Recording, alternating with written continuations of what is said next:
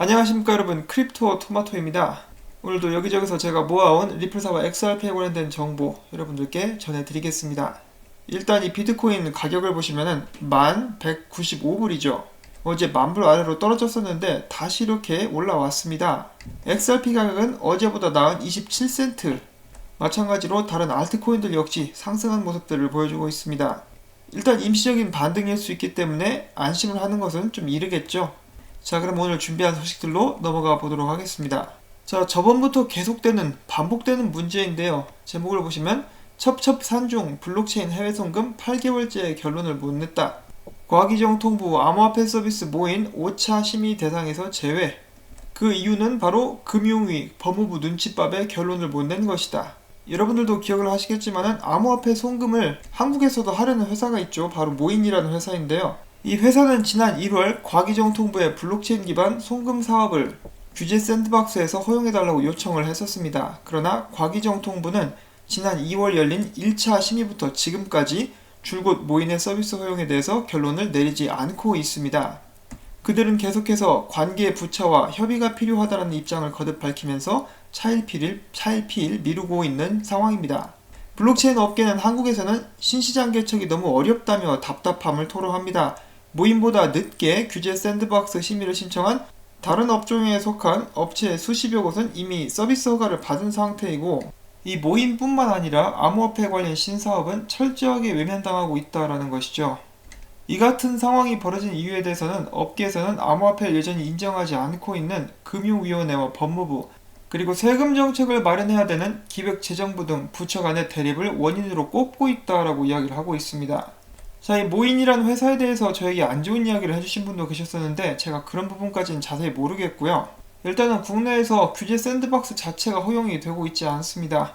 정식으로 허용을 해달라고 이야기를 하는 것도 아니고 이제 테스트를 해보기 위해서 샌드박스, 말 그대로 어떤 식으로 사업이 이루어지게 될 것인지 한번 실험을 해보겠다라는 것인데 그것조차 못하게 하고 있죠.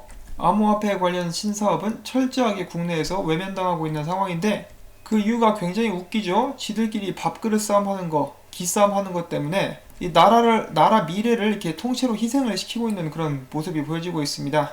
이래놓고 나중에 문제 생기면 그때 또 싸우겠죠. 누구 탓이다 이러면서 그냥 답답합니다. 답답해. 자, 그 다음엔 최근에 다시 한번 이렇게 기사로서 화제가 되고 있는 소식이 있죠. 이 만국 우편연합에서 리플사와 XRP에 대해서 언급을 했다. 제가 이것에 대해서 몇 개월 전이었죠. 몇 달 된 것 같은데 이미 한번 말씀을 드린 적이 있었습니다. 그런데 최근에 다시 한번 이렇게 집중을 받고 있는 그런 소식인데 잠깐 또 기사에서 뭐라고 했는지 보도록 하겠습니다. 이 만국 우편연합은 1874년에 창설된 유엔 기구입니다. 여기서 발행한 보고서에서 암호화폐 사용에 대해서 나와 있는데요.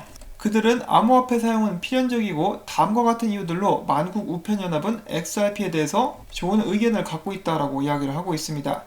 첫 번째로 암호화폐를 사용하는 데서 오는 장점은 보안이 강하고 사용이 저렴하며 실시간으로 자금을 움직이는 것이 가능하다라는 것, 이런 면에서 또 XRP가 최적이다라고 이야기를 하고 있고, 두 번째로는 베럴덴 캐시 얼라이언스가 최근에 이야기한 바에 따르면은 돈을 받는 이에게 직접적으로 송금을 하는 것은 사전에 서로 송금에 대해서 조율하는 부분을 대신할 수 있다. 번거로운 부분들을 생략할 수 있다라고도 볼 수가 있겠죠. 특히 국제 기금을 운용하는 유엔은 중간에 돈이 사라지거나 사기를 당하는 것에 대해서 민감한 편인데, 우체국에서 리플사와 같이 분산 원장 기술을 사용해서 서비스를 하게 되면은 돈을 받는 수령자의 모바일이나 은행 계좌로 바로 입금할 수 있다는 이점이 있다. 세 번째로는 정부 기관과 개인 간의 결제를 바로 할 수 있게 해주는 G2B 세틀먼트. 만국 우편연합의 통계에 따르면 87개의 우체국이 세계적으로 그들의 고객들의 체킹과 세이빙 어카운트를 제공합니다.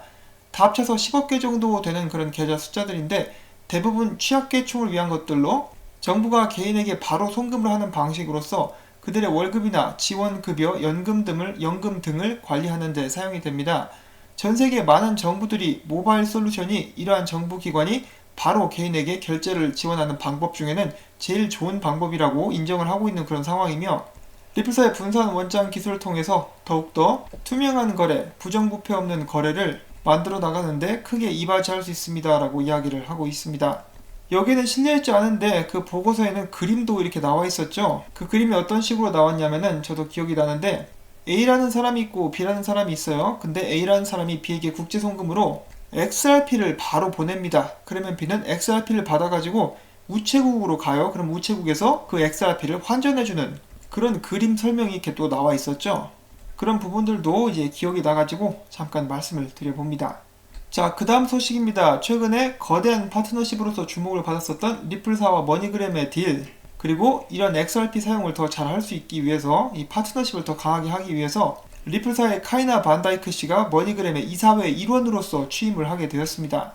뭐 일단 리플사가 지분을 많이 갖고 있으니까 뭐 당연히 그럴 수도 있는 그런 부분이기도 하죠. 그렇지만 이렇게 이사회에 취임하게 됨으로써 리플사의 영향력을 머니그램 내에서 직접적으로 이제 행사할 수 있고, 더불어서 사업 발전에서 리플사의 목소리를 직접적으로 대변을 해줄 수가 있겠죠. 참고로 반다이크 씨 같은 경우는 리플사로 이직을 하기 전에 페이팔에서 요직을 맡아서 일을 했었던 경력이 있습니다.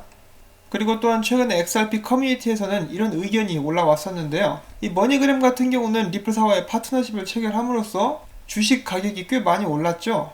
그래서 다른 업체들도 이런 모습들을 보면서 리플사와의 파트너십을 통해서 이런 식으로 주식이 올라갈 수도 있구나. 왜냐면은 이제 국제 송금을 하는 데 있어서 XRP를 사용하게 되면은 가격을 많이 줄일 수 있기 때문에 사람들이 그것을 알고, 또한 이제 리플이라는 잘 나가는 블록체인 스타트업과 머니그램이 파트너십을 맺으니까 그것으로부터는 기대감도 한몫할 수가 있었겠죠. 아무튼 결론은 리플사의 파트너십이 머니그램의 주식 가격을 올렸다. 그리고 이를 본 다른 회사들도 이런 효과들을 기대를 하면서 이제 리플사의 기술을 더욱더 적극적으로 받아들일 수도 있다. 이런 리플 이펙트, 물방울이 퍼져나가는 그런 이펙트가 다른 회사들에게도 영향을 끼치게 될 수도 있다라는 의견이 있습니다. 자, 그 다음에는 일본에서 나온 소식이 있습니다. 최근 한일 갈등의 골이 깊어지고 있는데, 그럼에도 불구하고 소식이 나와가지고 일단 전달을 해드리려고 합니다. 자, SBI 그룹이 SBI 아프리카를 설립한다라는 아주 흥미로운 그런 소식이 나왔습니다. 리플사 같은 경우는 아프리카 쪽에 파트너십도 있고, 리플사와 함께 일하는 곳이 아프리카와 사업을 하는 그런 모습들도 보여준 적이 있었습니다. 이번에는 기타 회장이 SBI 아프리카를 설립함으로써 이들은 앞으로 일본 자동차의 아프리카 수출 및 해외 금융 서비스를 지원하겠다라는 뜻을 밝혔습니다. SBI 측은 우리가 아프리카의 국제 송금 및 결제, 그리고 마이크로 파이낸스 등과 같은 금융 서비스를 개발하고 있다라고 밝혔습니다. 자, 그들의 홈페이지에 가보면 이렇게 나와 있는데요. 이것은 제가 번역기를 이렇게 돌리는 것입니다. 이게 또 이렇게 나온 부분을 읽어볼 수가 있는데, 신흥국이 많은 아프리카 지역의 인구는 향후 급증할 것으로 알려져 있으며, 유엔의 최신 예측에 따르면 2019년 기준 10억 6,600만 명에서 2050년도에는 21억 1,800만 명으로 2배 정도 상승할 것으로 예상하고 있다. 2100년에는 약 38억 명으로 세계 인구의 30% 이상을 차지할 전망이고, 급격한 인구 증가와 경제 성장에 따라 아프리카의 자동차 이용률은 해마다 증가하고 있다라고 나와 있습니다. 이 아프리카 같은 경우는 해외로 송금하는 절차가 굉장히 까다롭다라고 알려져 있죠. 그렇기 때문에 아프리카 내에서는 국제 사업이 꽤 힘들다라고 사람들이 이야기를 하고 있는데, 이쪽에 유동성 공급이 진행이 되게 된다라면 더욱더 수월하게 국제 송금 및 결제가 가능할 것이라고 저희가 미래에 기대를 해볼 수가 있겠습니다. 자, 그런데 여기서 2050년, 2100년 이렇게 이야기를 하고 있는데, 그때쯤이면 정말 세상이 어떤 식으로 변해 있을지 기대가 많이 됩니다. XRP 가격은 또 어느 정도 될지, 만약에 SBI 아프리카가 거대하게 성장할 수 있으면은 XRP 가격도 높아질 것이고, 아프리카 내에서도 XRP가 정말 자연스럽게 사용이 되는 모습을 상상을 해볼 수가 있겠죠. 그런 면에서 이 사업 진출이 제대로 잘 이루어질 수 있기를 한번 바라봅니다. 자, 그 다음에는 오랜만에 상장 소식이 하나 나왔습니다. AMCZ이라는 곳에서 XRP를 상장했다라는 그런 소식인데, 로고 좀 많은 것 좀 갖다 달지는 그냥 리플사 로고도 아니에요. 이거 임의로 만든 것 같은데 정말 싼티가 팍팍 나는 그런 거래소입니다. 자, 그 다음에 또 다른 흥미로운 소식 한 가지가 나왔습니다. 태국의 시안뱅크에서 SBI 이지 앱, 바로 국제 송금 앱인데요. 이 앱을 이제 선전을 하기 시작했는데, 여기서 리플사의 기술이 사용이 된다는 것을 확실하게 이야기를 해주고 있는 것입니다. 자, 그렇다면 많은 사람들의 관심이 자동적으로 집중되는 것은 여기서 XRP가 사용되고 있는가? 그런 것 같기도 하고 아닌 것 같기도 합니다. 무슨 말이냐면요, 일단 함께 보시죠. 자, 이런 식으로 선전을 하고 있는데 SBI 이지 앱, 그리고 월등한 리플사의 블록체인 기술을 사용한다 라고 나와 있습니다. 또 나와 있죠. 월등한 리플사의 블록체인 기술. 그 다음에 이제 문제의 그 화면인데요. 일단 송금이 가능한 지역은 영국, 유럽, 독일, 프랑스 등등이 있고 미국, 싱가포르 이렇게 네 군데의 지역으로 이렇게 나눠져 있습니다. 근데 송금에 걸리는 시간을 보면은 2초에서 2시간 사이, 애매하죠? 2초에서 2시간, 2초만이라고 한다면은 XRP 사용이다라고 말을 할 수가 있는데 2시간까지 걸릴 수가 있다. 정말 아리까리하죠? 영국에서는 얼마 전에 XRP가 증권이 아니다라고 판명이 난 바가 있었고 이미 XRP 파트너들이 몇몇이 있기 때문에 충분히 XRP를 사용할 수 있을 것이라고 기대를 해볼 수가 있겠습니다. 2초에서 2시간 사이, 정말로 큰 갭이 아닐 수가 없습니다. 자, 그 다음에 유럽 그리고 미국 같은 경우는 확실히 XRP가 아닌 것 같죠? 보통은 4시간에서 하루, 적어도 이틀 미만, 그것도 주말이 껴있지 않은 상태에서 말이죠. 주말이 껴있지 않은 상태에서 이틀 미만으로 걸린다는 이야기가 나오고 있고, 미국 같은 경우도 마찬가지입니다. 보통 하루에서 3일 사이 정도 이렇게 걸린다라고 나와 있습니다. 싱가포르 같은 경우는 영국이랑 똑같습니다. 2초에서 2시간. XRP가 사용될 수 있다라는 그런 희망적인 어떻게 보면 메시지라고 볼 수가 있겠습니다. 영국과 싱가포르의 공통점은 암호화폐에 대해서 명확한 규제가 나와 있고 굉장히 우호적으로 이제 XRP를 받아주고 있다라는 그런 공통점이 있겠죠. 역시 XRP를 사용하려면은 돈을 받아주는 국가에서도 암호화폐에 관련된 규제가 확실하게 마련이 되어 있어야 된다라는 것을 이렇게 추측을 해볼 수 있는 그런 부분입니다.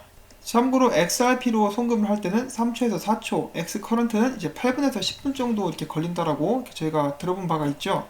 그렇기 때문에 이 초 단위로 송금이 가능하다라는 것은 이제 XRP가 확실하지 않나, 어디까지나 뭐 제 개인적인 생각입니다. 자, 그리고 시안뱅크에서 이 이지 앱을 광고하는 그런 영상도 만들었는데요. 대충 이렇게 생겼습니다.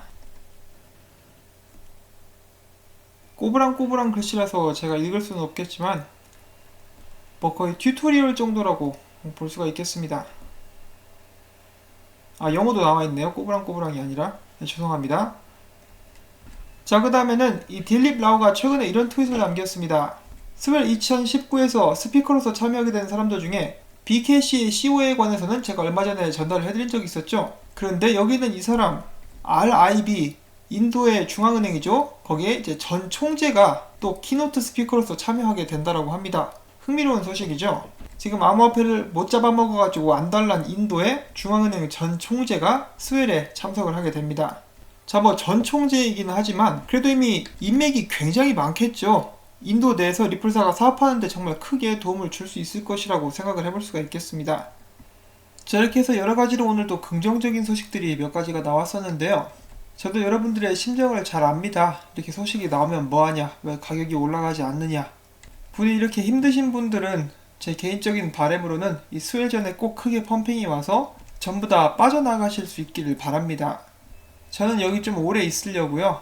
이렇게 오랫동안 눌러 앉아있는 만큼 나중에 그것에 대한 이제 보상이 있기를 바라면서 저는 오늘 영상 또 여기서 마무리를 짓도록 하겠습니다. 언젠가 이번 주도 지나서 금요일이 다가왔습니다. 상쾌하게 오늘 또 행복한 하루 보내시고, 이런 정보들이 도움이 되셨다면 구독과 좋아요 그리고 상쾌하게 광고 시청도 처음부터 광고가 끝날 때까지 여러분들께 다시 한번 부탁의 말씀을 전해드리면서 전 다음에 새로운 소식 또 가지고 찾아뵙도록 하겠습니다. 안녕히 계십시오.